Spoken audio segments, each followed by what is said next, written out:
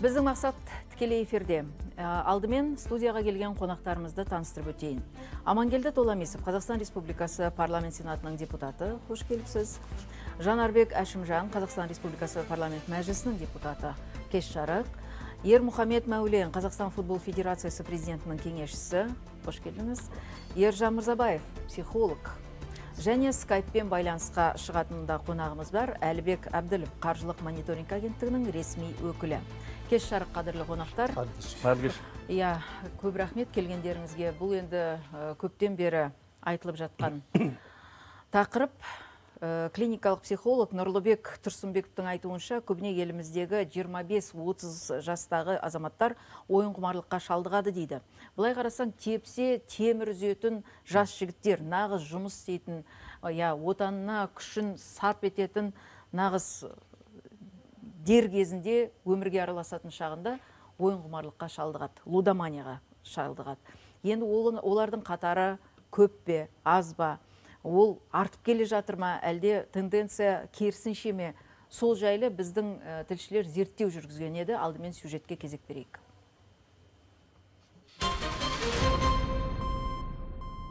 Азамат сондай құмар ойынға құныққандардың бірі. Ол 5 жыл бойына спорттық ойындарға бәс тігіп келген. Бүгінде басында 10 миллион теңгеден астам қарызы бар. У меня в моей игре Мен өзімді құмар ойынға тәуелдімін деп есептеген жоқпын. Кейін анам оңалту орталығына баруға кеңес берді. Осында келгеннен соң ғана барлығын түсіндім. Миым уланып қалыпты. Телефонда немесе компьютерден келесі матч туралы жақсы коэффициентпен жарнама көрсем, соған тапқан ақшамды тігетінмін. Психологтар мәселенің астары тап осы жалтаңдап шыға беретін қызылды жасылды жарнамада жатыр дейді. Бывает так, что люди действительно... Спорттық ойын немесе казиноларда бәс тігіп көрмеген адамдар жарнаманы байқап қалып қызығуы мүмкін. Өйткені қазір ондай жарнама жоқ жерде таба алмайсың. Олар ақшаң болмаса бастапқы кезде 20-30 мың бонус сыйлаймыз деп өзіне адамдарды тартады. Осылай ойынға баулау артынан қыруар ақшасын қағып алады. Ондай құмар ойындарының түрі де саны да көп. Ойын автоматтары кез келген жерге қойылып, ставка қабылдау пункттерде еркін ашылуда. Сұрап білгеніміз, ресми дерекке сай, Қазақстанда ойын бизнесі саласында бизнес жасауға рұқсат алған 50-ге жуық компания бар. Ал құмар ойынға берілгендердің саны әлде қайда көп. 350 мыңнан асады. Мамандар осылай деп дабыл қағып отыр. Шын айту керек, парламенттегі жұмыс барысында сенатор ретінде бұл мәселеге мен де назар аударып, депутаттық сауал жолдаған едім. Бұл 7-ші шақырылымдағы депутаттың жұмысы еді. Ал енді сіздің жұмысыңыздың да басы дәл осы мәселеден басталды емес пе? Амангелді Толамисовты дәл осы мәселеге байланысты депутаттық сауал жолдағанда, мен осы кісімен бірігіп, қол қойып, үкіметке сол құжатты жіберген едік. 50-ге жуық мекеме, оның 26-сы букмекерлік кеңсе деген едіңіз сіздің құжатыңызда, сіздің депутаттық сауалыңызда. Ал менің депутаттық сауалымда бұл цифр сәл азырақ болатын.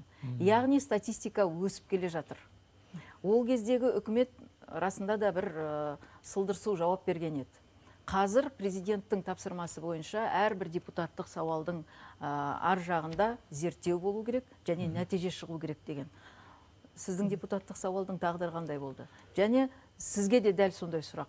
Жанарбек Әшімжан мәжіліс депутаты ретінде бұл мәселеге назар аударды. Сіз де депутаттық сауал жолдадыңыз. Бәріміз қарап отырған жоқпыз. Бәріміз де осыған алаңдаулымыз. Бірақ нәтиже жоқ. Сіз бастасаңыз. Енді сенатта 6 комитет бар. Соның ішінде конституциялық заңнама, сот жүйесі және құқық қорғау органдары деген комитет мүшесі болғаннан кейін мен осы ойын бизнесіндегі заңнамалардың, ойын бизнесіне байланысты заңнамалардың біздің Қазақстан Республикасында шынымен де біз мемлекетте көп жағынан ол заңдардың жүзеге аспай жатқандығы мен алаңдатқан. Соның ішінде жарнамалау мәселесіне байланысты болды. Себебі бізде ойын бизнесі заңына байланысты білесіздер 15-ші бабында айтылған нақты ойын бизнесінің казинолардың, букмекерлік компаниялардың, олардың кассалардың қай жерге орналасуына байланысты. Ол жерде тек қана біздің Қазақстан Республикасының территориясында Алматы облысында Қапшағай су қоймасы жаңағы Қапшағай қаласында және мынау Ақмола облысында жаңағы Бурабайда.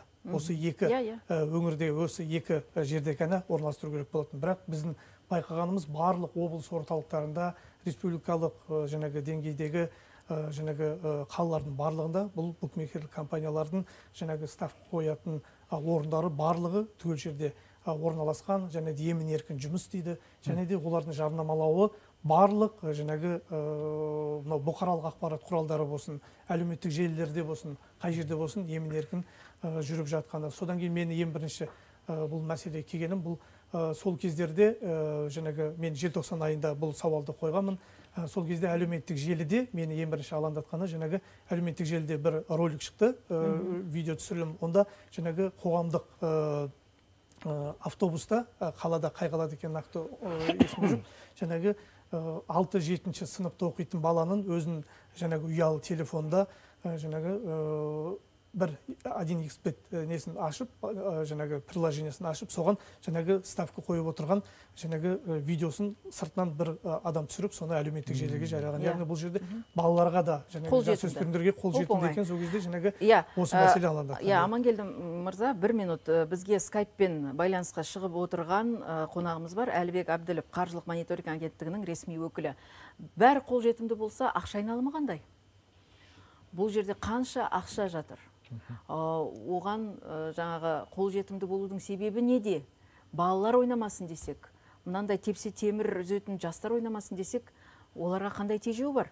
Қаржы мониторинг агенттігінің ресми өкілі не дейді екен? Әлібек Әбділов, сіз эфирдесіз. Сөйлеңіз. Сәлеметсіз бе? Енді сіз ақша айналымы туралы айтып отырсыз, сұрақ қойып жатырсыз.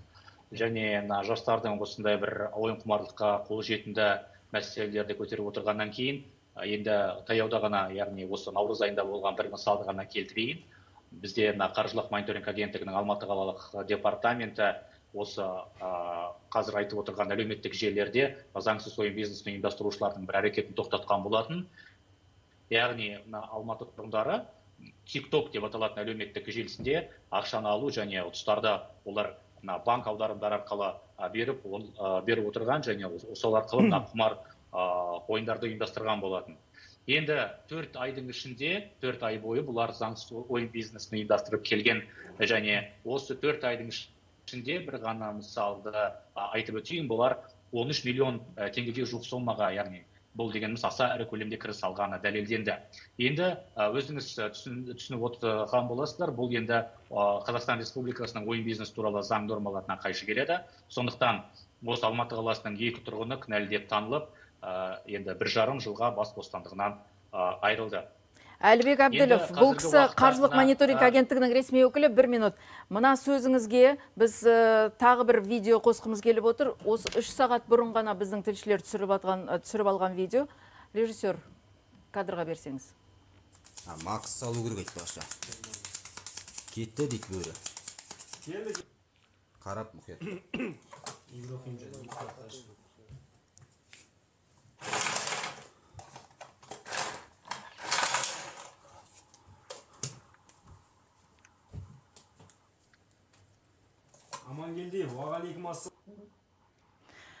Мінеке, уағалейкум ассалам деп қойып, әрқайсысы TikTokта жеке-жеке казино ашып алған. Біздің заң ескірген сияқты, офлайн кезінде жазылған заң, мектептерден әрірек болсын, институттардан әрірек болсын деген ғана әңгіме бар. Ал қазір қосымшада. Осыған байланысты Әлібек Әбділов, сөзіңіз жалғастырсаңыз, видеоны көріп болғаннан кейін не ойлайсыз? Түсінікті, бұл әлеуметтік желілердегі тікелей эфирде ұйымдастырылатын құмар ойындардың бір түрі ғой.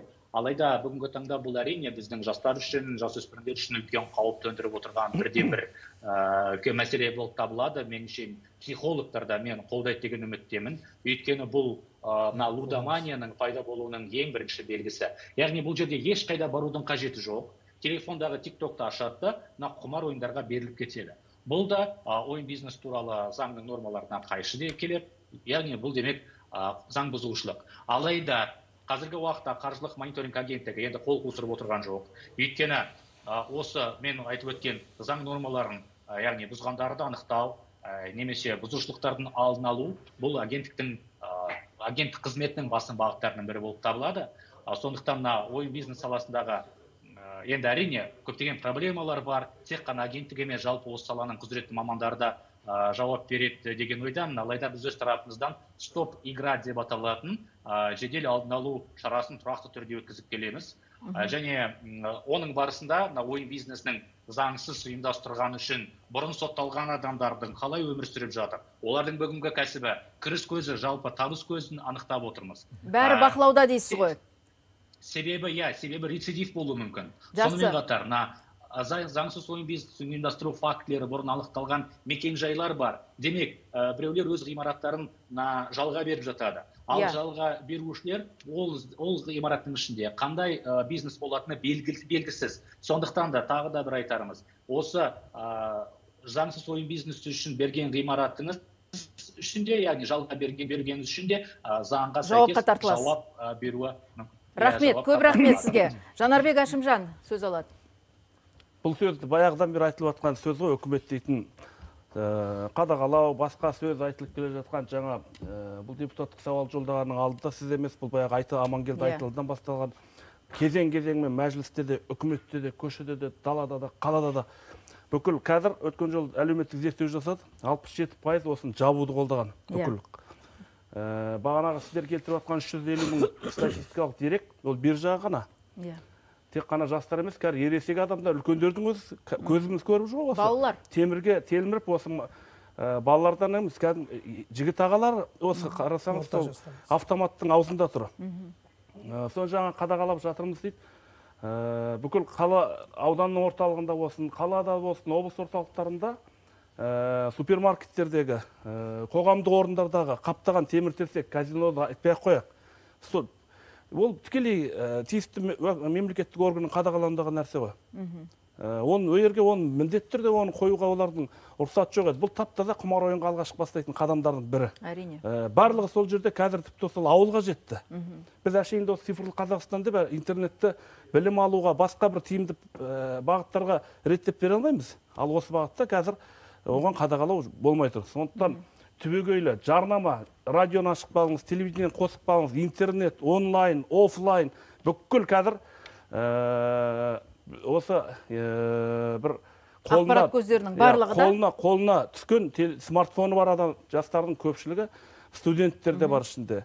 Осы естияр азаматтарымыз да, өнер саласында жүрген, әншілік бағытта жүрген азаматтар да сол бағытта, мысалы, енді олардың жөні басқа шығар. Бағлан Абдраимовтың түсірілген фильмі Zero мысалға. Сондықтан бұл шын мәнінде бұған түбегейлі біздер ең бірінші кезекте жарнамасына тиым салу керек. Оған салған елдер бар. Италия салды, 2019 жылы салды, 21 жылы Әзербайжан салды, 23 жылда кезең-кезеңмен Бельгия қазір қойып жатыр, Өзбекстан мен Қырғызстан да доғарып жатыр. Сондықтан бұған түбегейлі заңдық тұрғыдан тиым салу керек. Сондықтан өткен 7 шақырымда бұл бағытта менің әріптесім Елнұр Сабыржанұлы кәдімгі зерттеп жүріп, үкіметке сауал жолдаған, бірақ сол тағы да шешімсіз болды. Соңғы осы жол біз депутаттармен бірігіп отырып, қайтадан сол жолдауға тура келді. Ержан мырза, психологиялық, психикалық тұрғыдан уланып жатқан қоғамымыз, енді анық уланып жатқаны. Сізде бір статистика бар ма? Және бұдан емделетін жол бар ма? Күннен күнге осыған байланысты отбасылық тоқырауға ұшырап жатқан жұптар жиі келіп жатады. Әсіресе балаларына байланысты, студент балаларға байланысты. Оқуға жібердік, оқып жатыр десек, ставка қойып, миллиондаған қарызға бітіп, дым тындырып жатқан жоқ. Депрессия болады, суицидке дейін, өз-өзіне қол жұмсауға дейін бара жатыр. Бұл қазір психологиялық өте ауыр проблема. Бұл даже халықаралық денсаулық сақтау ұйымында арнайы атпен, кодпен белгіленген луламан деген аурудың түрі. Бұның емделу жолы бар ма? Бұның емделу жолы бар. Бірақ өкінішке орай қазіргі таңда бұның емделу жолы біріншіден өте қымбат, екіншіден ешқандай гарантия бермейтін нақты бір тиімді шешім ұсынбайды. Үшіншісі, емделу жолының тек қана ақшасы бар, жағдайы бар адамдарға ғана қол жетімді. Яғни бір айлық емделудің өзі 300-400 мың теңгеден басталады. Бұны былай қарапайым халық көтере алатын нәрсе емес. Осы тұрғыдан бұл психологиялық ауруға батып, ем іздегенше оған кірмей, ауырмай, алдын алудың жолдарына көбірек назар аудару керек. Бұл мысалға лудоманияның, мысалға алкоголизм мен наркоманиядан ешқандай айырмашылығы жоқ. Ол да бір тәуелділіктің бір түрі. Наркомандар да сол үшін ұрлайды, соғады, іздейді, табады. Ең соңы суицидпен аяқталады. Соңы лудоманияның наркоманиядан ешқандай айырмашылығы жоқ. Ол да тура сол нәрселерге сондай жолдағы алып барады. Кезіндегі менің депутаттық сауалыма келген, үкіметтен келген жауапты тыңдап көріңіздер. Былтыр букмекерлік кеңселер спорт ұйымдарына 3,2 миллиард теңге көлемінде демеушілік қолдау көрсетті. Бәстігудің жарнамасына толық тыйым салынған жағдайда спорттық командалар қаржыландырудың бұл көзінен айырылатынын алға тартты кезінде. Және букмекерлік кеңселер мөлшерлемелерін есепке алу орталығына төлейтін комиссияның 15%-ын тұрақты түрде Қазақстан халқына қорына бағытталған алға тартты дейді. Шын айту керек, түрлі чемпионаттар, түрлі ойын спорттың қыза түскен кезінде әсіресе футбол, әсіресе түрлі жарыстарды айта берейікші, соның ішінде күйіп тұратын нәрсе, солармен қатар шығатын бәстігу және жарнамада өріп кетеді. Кәдімгі есігіңді теуіп көретін шақырылмаған қонағың сияқты үйіңе алшаң басып кіріп келетін адам сияқты. Енді осыған спорт журналисті Ермұхамед Мәулен не дейді екен? Сіздер осындай демеушісіз өмір сүре алмайды екенсіздер. Иә, жағдай қиын қазір. Демеуші болған тамаша ғой. Енді сіз өзіңіз айтып отырсыз, мына букмекерлік кеңселер демеуші болған спортқа миллиардтаған ақша бөліп отыр. 3,2. Ол оның бер жағы, одан бөлек те бар. Биылғы цифр одан қатты өзгерді. Қазір мықты букмекерлік кеңселер Қазақстанның көптеген лигаларын түбегейлі сатып алып, сол титулды демеуші болып жатыр, өздерінің аттарын қойып жатыр. Яғни жарыс өте береді, бірақ сол жерде өздерінің баннерлері тұр. Енді осы жердің ой туындайды. Олар ақша беріп жатса, демеушілік танытып жатса, спорт қолдап жатса, өте керемет емес пе? Мынау казино дейміз, лудомания деген, лото дегендер бар ғой, кез келген дүкеннің алдында тұрған казинолар бар. Міне сол нәрселерді құрту керек. Сол ақшаның барлығы сол халықтың көз жасынан құралған ақша ғой. Мана енді букмекерлік кеңсе деген сәл кішкене спецификасы сәл бөлектеу нәрсе деп есептеймін. Ол бар нәрсе, өмірде бар. Мінекей Қайрат пен Астана ойнап жатқан жағдай. Ал казино деген жоқ нәрсеге бәстігі ғой. Бүкіл халықты улап жатқан дүниеден, Қазақстан халқына деген қордан ақша біз со жаққа құйып жатырмыз. Енді ол жерден Қазақстан халқына ақша келіп тұр деген дүниені айтудың өзі бір трагифарс сияқты. Қараңыздаршы. Бұл әрбір отбасын сұрастырып қарасаңыз, әр отбасының ар жағында қандай трагедия жатыр. Таразы басына біз не салып тұрмыз? Жоқ, сол адамдар неге ойын-құмарлыққа шалдығы ғой? Түсініксіз де, ол енді бүкіл әлем бойынша жазып та жатыр, роликтерде тарап жатыр. Бұл дұрыс нәрсе емес. Сіздің шамаңыз келмей ме, бәстікпеңіз. Сіз жоламаңыз. Жоқ, мәселе сонда ғой, жаңа бүкіл. Мәселе сонда болып тұр ғой. Ең негізгі жетекші телеарналардың сол ғой, енді ұлттық жарнамалар жасап жатыр ғой. Бүкіл әлемде де болып жатыр, бірақ оның өзінің реттелген жұмысы. Бұны түбегейлі жойып тастай алмайды. Бірақ мәселе осының жарнамасын дұрыс айтасыз.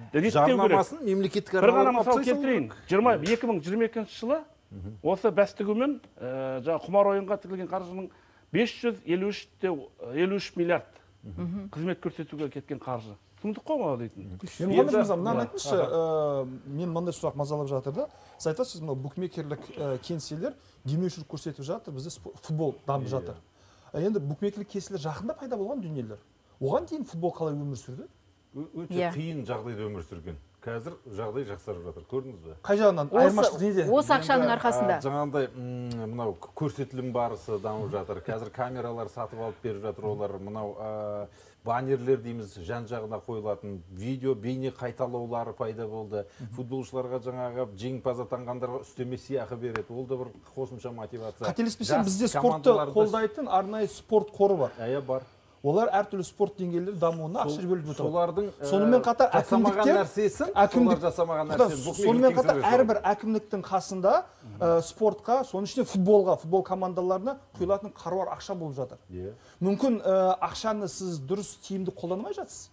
Сырттан бәс тігетін ақшаға мұқтаж болып жатсаңыз. Біз енді мысалға футболшылардың ең көп критика жасайтын мәселелердің біреуі түсіп жатқан ақшалардың барлығын сіздер легионерлерге беріп жатсыздар. Балалар спорты дамып жатқан жоқ. Өзіңіздің жергілікті спортты. Әрине сіз мысалға 10 мың долларға футбол жергілікті ойыншыны алмайсыз, 10 миллионға ойнайтын шетелден азамат алып келесіз. Одан кейін біз ақша жетпей жатыр дейсіз. Сөйтесіз де әртүрлі демеушілерден. Облыстағы футбол клубтар ғой. Облыстағы мысалға жаңа Атырау, Ақтөбе, жаңа облыстағы әрбір әкімдік бар. Сол әкімдіктің ішінде спорт басқармасы деген бар. Сол енді әкім тапсырма қояды. Мына сендер биыл 6-лыққа кіріңдер дейді. Сөйтеді 1 миллиард 200-ді береді. 1 миллиард 200 қазір жетпейді футболға, көріп отырсыз. Қазақстан деген өте аймағы дәу мемлекет. Кейде самолет таба алмай қаласыз, Иә. ары бері ұша алмай қаласыз. Осындай жерде жаңағы букмекерлік кеңселердің қосымша демеушілігінің арқасында жол табады. Жаңағыдай легионерлерді қайсына келіп жатыр? Сол букмекерлік кеңселер берген қосымша. Кешіріңіз, ал егер букмекерлік кеңселерден түскен ақша, мысалы лудоманияға шалдыққан адамдардың еміне жұмсалатындай қор болса, өздері ауру қылды, өздері лудоманияға алып келді, ал біз неге әлеуметтік мәселелерге, кешіріңіз, әлеуметтік мәселелерге үкімет бюджеттен қандай қыруар ақша жұмсайды, оның ішінде денсаулық, ұлттың денсаулығына.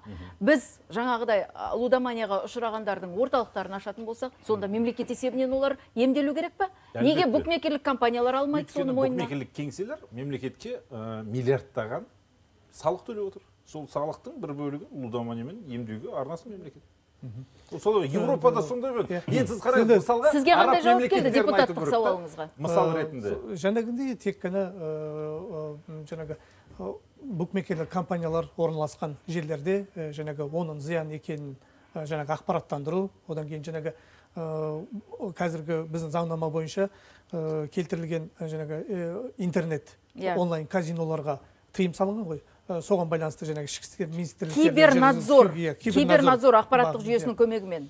Соны бақылап отырмыз деген сияқты сондай жаңағы шаралар. Бақылап отырған жоқ қой. Қазір кез келген адам ресейлік Адмирал X 3 топора деген жаңа сайттар бар ғой. Соған қазір телефонмен кіріп көремін. Мысалы, өткенде де Әлібек Әбділов келгенде мен кіріп көрсеттім. Қазақстанда ол кибернадзордың өте әлсіз, мен сіздерге айтайын. Қазір жаңа VPN деген нәрсе пайдаланамыз ғой. Оны пайдалану керек жоқ. Былай қашады ол. Енді егер VPN пайдаланатын болса, адам кез келген жерге келетін болса, қазір Қапшағайға жаңаға Щучинскке барудың керек жоқ. Ол да онлайн қазір телефонға. Қиын нәрсе сол казино мен лото деген. Сол екеуін құрту керек, жабу керек. Сіз маған айтып жүрсіз, қазір бізде әлемдік деңгейдегі футбол дамыған мемлекеттер бар. Ағылшындардікі, немістердікі, Италия, Испания. Солардың футбол клубтардың барлығы, жалпы футбол федерациясы осы тек қана букмекерлік компанияның арқасында күн көріп отыр ма? Жоқ қой. Оларда басқа тәсіл. Сондықтан неге біз осыған етеміз? Командаларымызды қаржымен қамтамасыз ету жүйесін қайта қарауға бола ма? Екіншіден, жаңағы мен айтайын деген Дана ханым. Мысалы, салық көп төлеп жатыр, көптеген демеушілік жасайды дейсіз. Бұғанға дейін білесіздер, бізде алкоголь мен табакты, жаңағы темекіні жарнамалауға да тыйым салардың алдында осы мәселе көтерілген кезде көптеген ол да шулаған. Тура сіз сияқты лоббистер болатын. Ойбай, одан мемлекетке миллиардтаған салық түсіп жатыр. Ол салық болмаса, біз әлеуметтік мәселені көтере алмаймыз деп, жасай алмаймыз деп. Бірақ күн көріп жатырмыз ғой. Қазір халықтың жағдайы жақсарып келеді ғой. Темекіге шектеу жасадық жарнамаға, алкогольге жасадық. Тіпті темекіні қазір дүкенде ашық түрде көрсетпей, жабық түрде. Олардың тек қана 30-да 15 қана ма ақпаратқа атын жазып қойып. Букмекерлік кеңселерді сөйту керек қой. Букмекерлік компанияларға да. Брек. Қонақтар, 1 минут. Қазір мен Жанарбек Әшімжан депутаттық сауал жолдамас бұрын әрине зерттеу жұмыстарын жүргізді. Аманат партиясының зерттеуіне мысал келтіруге рұқсат етіңіздер, экранға қараңыздар. Көрейік. Өзіңіз оқып шықсаңыз, сіздің зерттеуіңіз. Қоғамдық саясат институттың әлеуметтік зерттеуі бұл. 73-те 7. Алаңдаулы, бүкіл енді алаңдаулы, халық алаңдаулы. 80%-ға жуығы ғой. Тәуелділік 66%. Тыйым салу, тыйым саламыз деп қол көтеріп отырған 61% қалып отыр. Ауыл тұрғындары 65%. Мінекей, бұл таза аяқтай жүріп жасаған зерттеулер. Ұлттың жартысынан көпі. Бұл дейтін сөз, Дана ханым, шын айтқан кезде, жаңағы айтып атқан бер жақтағы салық, басқа бер жақтағы нәрсе ғой. Қаншама шаңырақ ортасына түсіп жатыр бұл. Қаншама бала, қаншама шаға, тіпті ауыр трагедиялық жағдайлар, анасын өлтірген, әйелін өлтірген, баласына қол жұмсаған, өзіне қол жұмсаған, бүкіл не оқу жоқ, не тоқу жоқ, бүкіл шаңырақ күйреп, жайнап тұрған қаншама отбасы қирап жатыр, ай мен күннің ортасында қирап жатыр шынымен. Осының кесінен қирап жатыр міне. Қызық болып жатқан жағдай, мысалы, үкіметтің жауабы маған шынымен енді сіздер депутатсыздар, депутат болған кісілерсіздер ғой, маған үкіметтің жауабы өте қызық келіп жатыр. Бұлар салық төлеп жатыр ғой. Онда өзі наркоманияға да рұқсат бере берейік. Наркобарондарда миллиардтаған доллардың ақшасы, ол сізге бүкіл мемлекет сатып алған ақшасы бар. Рұқсат берейік. демеушілік жасап жатыр, салық төлеп жатыр. Онда сондай да таңдау жасауға болады екен ғой дейсіз ғой. Салық егер бәрін ақтайтын болса, демеушілік бәрін ақтайтын болса, ондай болса алкогольге неге тыйым салып жатырмыз, темекіге неге наркомандарға наркоманияға рұқсат берейік, солардың демеушілігімен осыны төлейік. Одан кейін мысалға сізге мынандай сұрақ мені мазалап жатқан. Сіздер мысалға демеушілік өздері келеді ме, немесе демеушілік іздейсіздер ма? Негізі мәжбүр болғаннан кейін іздейді ғой, кез келген футбол клубы. Менің түсінгенім ешқашан іздеген емеспін, жалпы федерацияда іздемейді, біз федерацияға қажеті шамалы. Мына клубтар іздеп отыр ғой, көрдіңіз бе? Әр облыстағы менің айтқым келіп жатқан нәрсе, бір клуб, мысалға бір клуб өзінің жылдық қаншалықты бюджеті бар болатын болса, сонда мысалға бізде қаншама алпауыт компаниялар бар, мұнай компаниялары бар, өндіріс компаниялар бар. Солар ешқайсысына барып, сіз сұрадыңыз, сізге демеушілік көрсеткен жоқ. Амалдың жоқтығынан, шарасыздықтан сол букмекерлік кеңсеге теріліп отыр ма? Тура сондай, Тура сондай мәселе. Ондай болса, бұл жерде әкімдік өте әлсіз жұмыс істеп жатыр. Әкімдік өте әлсіз жұмыс. Әрбір үлкен компанияның әлеуметтік салаға бөлетін өзінің қаржысы бар. Біздің футбол командасы, футбол дегеніміз жастардың көретін, жастардың ойнайтын, жастардың отыратын командасы. Осы нәрсеге әкімдік егер компанияларға тиісті дәрежеде талап қоятын болса, онда осындай нәрселерге демеушілікке мұқтаж болмайды. Енді тура осындай жағдай, мынау Сауд Арабиясы, Біріккен Араб Әмірліктері, Қатар мемлекеті, осы үш дамыған арабтың мықты мемлекеттері бар, осы бай мемлекеттер. Сол жерде де болған ғой. Содан адамдар жаңа бәстігіп осындай бір бір-екі-үш жаңағыдай суицидальный исходтар орын алып, сонда бұлар ойланған, бұл дұрыс емес деп, сосын тәрбие жұмыстарын жүргізеді. Содан бірақ адамдар қоймайды, бәрібір бәстіге береді. Сонда жаңа түйе жарысады, олар ат шапысқа құмар ғой арабтар. Сөйтсе, бұлар жаңа VPN арқылы тіркеледі екен де, ол мемлекеттің ішінде тыйым салынғаннан кейін Сингапур мен Малайзияның жаңа интернеті мықтанып кеткен ғой. Сол мемлекеттердің букмекерлік кеңселеріне бәстіге деген жоқ, өздері көріп отырған нәрсеге. Қысқасы ойнаймын деген адам табады. Тауып алады да, бірақ соны жаңағы Біріккен Араб Әмірліктерінің билігі тұрады да ойлайды. Бұл қыруар қаржы триллиондаған доллар. Біздікі енді бос әңгіме, кәдімгі 3 миллиард теңгенің әңгімесін айтып отырмыз да. Ол жақта миллиардтаған доллар. Жоқ енді сумманы салыстырып жатырмын да, ол жақта тиісті деңгейде реттесе жобаға келеді екен. Оған бірақ қана дәлел, кешегі мына қалың темірлер шықпай тұрған кезде казиноны Щучинский мен Қапшағайға көшірді. Маңайдағы таныс азаматтарды білеміз ғой. Сол кезде едәуір реттелді. Олардың барлығы Қапшағайға жүгірген жоқ. Әрі ойдан қырдан кәсіпкерлер, бизнесмендер, сол ойнай алмаса тұрмайтындардан бөлек, олар қалада қалды. Сол азаматтар қатарға қосылып кетті. Осы реттеудің арқасында болды. Енді жаңа сіз айтып жатырсыз, қалталысы бар, қалтасында бір тиыны жоқ болса да, бір көк тиынын тапса да барып ойнайтындардың қатары көбейіп жатыр деп жатырмыз. Олардың ішінде былтыр мысалы қоғамды дүр сілкіндірген оқиға мемлекеттік қызметкерлер де бар арасында. 21 адам бар, 21 адам бар. Қараңыздаршы. Егер жастар 305 адам мемлекет өкілдері. Келген шығынды қараңыздар. Өзінің жеке қалтасындағы ақша емес, мемлекеттің ақшасын құйып жіберіп ойнаған. 7. Қаржылық мониторинг 15. Бұлар өздері ойнаватса, әрине бұлар қадағаламайды емес. Біз неге шешілмей жатыр десе, өздері ойнап жүр екен. Сенге айтып жүрміз дейсіз ғой. Қасқырға қой бақтырып жүрміз.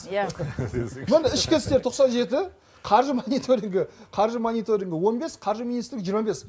Жемқорлыққа қарсы қызмет агенттігінің де. Нағыз осыны қорғау керек, тоқтау керек, шектеу керек адамдардың істеп жатқан ісі осы болатын болса. Қорғаныс министрлігі де жіптер ойнап қойды. 109 миллиардты бухгалтер Талдықорғанда казиноға бәстігіп ойнап Қорғаныс министрлігі не деген мықты ойнайды? 95 Бұл не деген сұмдық? Қандай қаржы?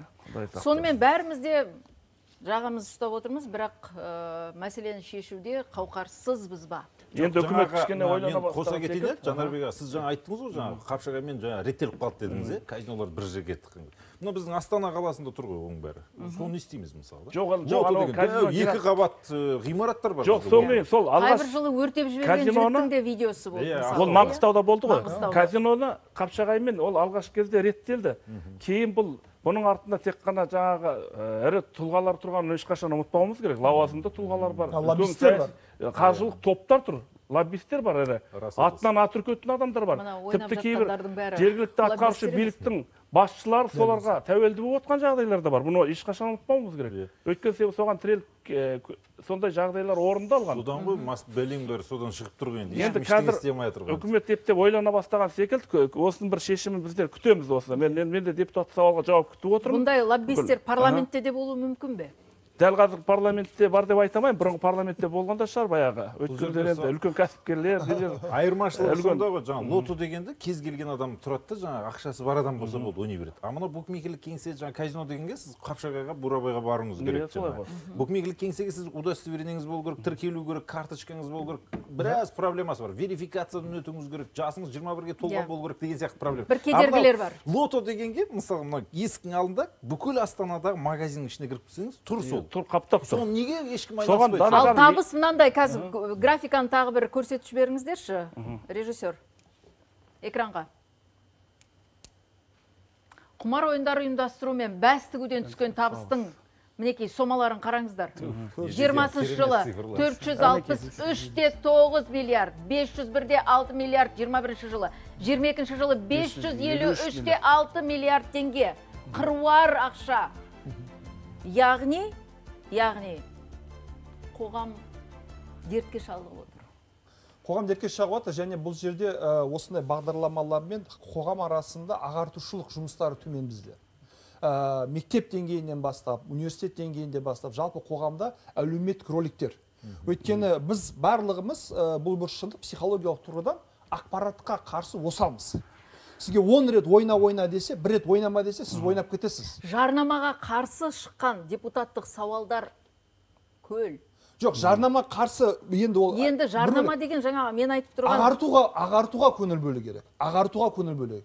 Мысалға біз бәріміз көшеде жүрміз, ағартушылыққа деңіз. Иә, жарнаманы бәріміз көріп жатырмыз. Бірақ қасымыздағы біреу ойнайды, біз ойнамаймыз. Неге? Өйткені біз алған тәрбиеміз бар, ұстанған құндылықтарымыз бар, алған біліміміз, мақсатымыз бар, түсінігіміз бар болғандықтан біз оған елемейміз. Ал ондай дәрежеге жетпеген адамдар оған нәрсеге әлсіз болады. Сонда жалпы қоғам ішінде осы нәрсенің зиянын түсіндіретін тиісті мемлекеттік орган бар ғой, ішкі істер министрлігі мұқият қадағалау керек қой. Учаскелік жаңа инспекторлар бар. Тура мектеп тұр, мектептің қарсы бетін үлкен супермаркеттің ішінде шыға сап балалар кіріп жатады. Ең жаманы несие алып ойнап жатыр. Қалтада тұр, казиносының бәрі қалтасында. Букмекерлік кеңсе бәрі қалтада тұр. Мәселе сода болып тұр ғой. Несие алып ойнап жатыр ғой, несие алып. Несие алып ойнап. 100 мың теңге несие алып ойнап. Әскерге шақырылған курсанттардың мойында несиелік қарызы бар және казинодан ұтылып қалған қарызы бар. Сондайлар барады қазір. Несие жағынан мысалға тоқтатып қойса, ол әскер қатарында жүрген кезде несиесі тоқтатылады қазір заң бойынша. Ал жаңағыдай лудоманияға ұшырап барып, белгілі бір топтың қорлығына шыдамай, сол әскерге барып суицид жасап жүргендер бар емес пе? Жасауға баруға ойланып, соған сол жаққа кеткендер бар емес пе? Соны қалай тоқтатамыз?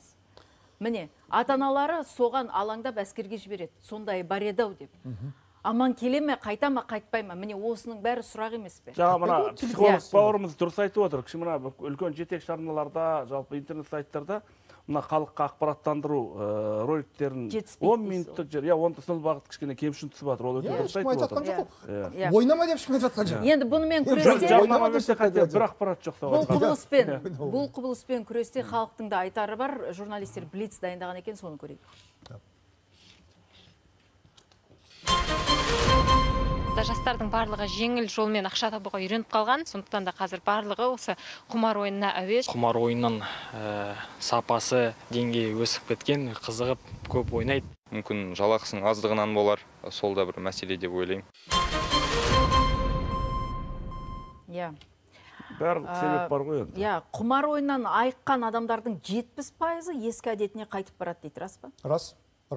Ол әрбір тәуелділікте сондай. Тәуелділік деген сөз сізде соған қарсы бір вирус ішіне қалып қояды. Хронический ауру сияқты. Сырттан триггер пайда болған кезде ол қайттан қозғай бастайды. Бір рет шалдыққаннан кейін оны өмір бойы психологтың бақылауында өмір сүру керек. Сіз мысалға 10 жыл ойнамай ойнап кетуіңіз мүмкін. 3 жыл жоламай ойнап кетуіңіз мүмкін. Өмірлік стресстік жағдайларға байланысты. Сондықтан 70% қайта ойнады деген бұл менің ойымша одан да көп сан болуы мүмкін. Мына бір мәселеге ерекше тоқталғым келіп отыр. Қадірлі қонақтар, қымбатты көрермен. Путь домой қоғамдық қоры өкілдерінің мәлімдеуінше, елімізде тегін емдейтін немесе қандай да бір жеңілдіктері бар мемлекеттік оңалту орталықтары мүлде жоқ. Ал жекеменшік оңалту орталықтарында бір айлық емдеу курсының орташа құны 300-600 мың теңгенің шамасында екен. Осы миллиондап ақша ұтылған адам емделуге жаңағы 600 мың ақшаны қиып бару керек. Ата-анасы маңдай терімен тапқан ақшасын сол баласын емдету үшін барып, ол емделе ма, емделмей ма, ол да күмән тудыратын мәселе. Көрдіңіз ба? Ол қайта барып сол 600 мыңды тағы табу керек. Соңғы сиырын сатып барып емдеу керек. Қараңыздар, қандай дерт. Зақымдары келтіріп жатқан залалы өте көп. Бірақ менің ойымша, үкімет мына нәрсеге назар аудару керек та. Біз 522 миллиард теңге түсіп жатқан ақшадан мұқтаж болатындай әлсіз кедей бейшара ел емеспіз. Мұнайымыз бар, газымыз бар, уранымыз бар, ақша түсіп жатыр. Одан кейін әртүрлі тиімсіз ЛРТ сияқты жобалар салғаннан гөрі ешқандай бүкіметтік кеңсеге мұқтаж болмайтындай спорттың дамуына ақша құю керек. Бұл жерде біз осынша ақша келіп жатыр, бірақ бұның зияны қанша? Осыны ешқандай бір салыстырмалы түрде айтып жатқан мекеме жоқ. Осы бәрінен көп қынжылтады. Біз мемлекет болған кезде барлығын жалпылама қарауымыз керек. Және келіп жатқан ақша, оның келіп жатқан ақша және сол деятельность дейді, сол істен түсіп жатқан зиян қандай? Зияны пайдасынан көп болатын болса, бағдарламамыз аяқталуға жақын мен тағы бір графика дайындап едік. Мысалға, сол ауруға шалдыққан баланы, я болмаса жасты, тіпті ересек адамды қалай анықтауға болады? Ол неге барады? Оның түпкі себебі неде? Міне соңында біз зерттеп көрген едік, графиканы беріңіздер. Тәуелділіктің дамуына әсер ететін факторлар: өзін-өзі бағаламау, жұмысқа жетістіктеріне қанағаттанбау, материалдық жағдайға шамадан тыс назар аудару, я баймын ба, кедеймін ба деген сұрақ жиі мазалайтын адамдар ғой. Жалғыздық сезімі, достар, туыстар тарапынан түсінбеушілік, отбасындағы шиеленіс, күнделікті өмірден ләззат ала алмау, балалық шақта ойындарға шамадан тыс қызығу. Ал енді мысалға өзі білет сондай ауруға шалдыққанын, бірақ оны құпия сақтайды, өйткені біледі оның дерт екенін, одан қалай арылу керек екенін. Бірақ сыртындағы қарап отырған ата-ана, қоғам, көрші-қолаң оның ойнайтынын, я болмаса ертең міне үйін тігетінін, тіпті бала-шағасын тігетінін алдын алу үшін біз неден сақтануымыз керек, неден сескенуіміз керек? Жаңағыдай мемлекеттік арналарға, жаңа айтып отырмыз ғой, жарнама алған әрбір мекеме сол қарсы тағы да бір ролик шығару керек қой. Бұл негізі дұрыс нәрсе емес деген. Екіншіден жаңағыдай қыруар жоқ, олар дұрыс емес деген нәрсеге ролик шығаратын болса, демеуші жасқа мекеме жасамай қояды ғой. Менде ақша беріп дұрыс емес дегенді айтатын болса, қазір қатар жүреді бәрі. Қатар жүреді. Жарнамалық жақтан реттеу керек. Сосын енді мына бауырымыз жекелеген адамдарға емес, біздің жалпы қоғамға психологиялық қолдау керек. Яғни депутат мырзалар, психолог, журналист әріптес, түбегейлі жою деген ол популизм болып кету мүмкін. Түбегейлі біз жоя алмаймыз. Бірақ осыншама құлашын кеңге жайып, қоғамымызға осындай дерт болып келген құбылыспен күресте жүйелілік керек. Бір-бірімізді тыңдауымыз керек. Мына статистикаға үкімет назар аудару керек. Яғни байы бар, кедейі бар, жасы бар, кәрісі бар, ересегі бар. Барлығы да қоғамның әртүрлі стратасында шалдыққан адамдар бар. Бүкіл мемлекеттік органдардың жауапкершілігі және. Бұл жерде жаңа статистиканы да бүлдіріп тұрған нәрсе, жаңа лото мен казинолар ғой негізінен. Букмекерлік кеңседе соның ішіне кіріп кетіп жатыр да. Қосарыңыз бар ма? Амангелді мырза. Жаңағы жарнама шынымен де тоқтату керек жалпы. Жұмыс істеп тұрсын, бірақ жарнаманы толығымен тоқтату керек. Және де менің ойымша жаңағы салықтан түсетін, одан салықтың мөлшерін көбейтіп, сол салықтан түсетін ақшаны жаңағы дертке шалдыққан адамдарды емдеуге орталықтар салу керек, соларға қолдау көрсету керек. Дұрыс айтасыз, солай болу керек еді ғой. Мемлекет енді қыруар миллиардтаған салғап отыр, бірақ емдейтін жерді ашпайды. Шақырып тұру. Маркетингтік тәсіл. Күнделікті көз алдыңызға жаңағы ұялы телефон шығарған сайын әлеуметтік желіден көре берсеңіз, сіз ол бір сізге жақын, сізге елдіртеді, жақын нәрсе, кәдімгі өмірдегі күнделікті нәрсе сияқты болып қалады. Сондықтан оның жарнамасын толығымен тоқтату керек. Жаңағы Жанарбек айтқандай жаңағы есірткінің бір түрі егер рахмет қадірлі қонақтар. Бүгінгі талқымызды мына экраннан көріп отырған ағайында өзінің пікірін қазір талқылап дастархан басында осы жайлы ұзақ әңгімелеседі деп ойлаймын, өйткені бұл қоғамның расында да дерті. Өмірдің өзі лотерея, бірақ билет алуға әркімнің ақшасы жете бермейді. Белгілі философ Станислав Янковскийдің айтқаны есіме түсіп отыр осындайда. Өмір лотерея, сәтсіз ұтыстан сәтті қателік маңызды деген екен. Яғни сабақ алуды меңзегені, әңгіменің ақиқаты да осы ақиқаттың танып мойындау, бұл біздің мақсат еді. Және Амангелді Айталының сөзі де есіме түсіп отыр. Бүгін иммунодефицит деген ауру бар, СПИД. Ал ол кісі айтқан еді, біздің ең үлкен дертіміз иммунодефицит.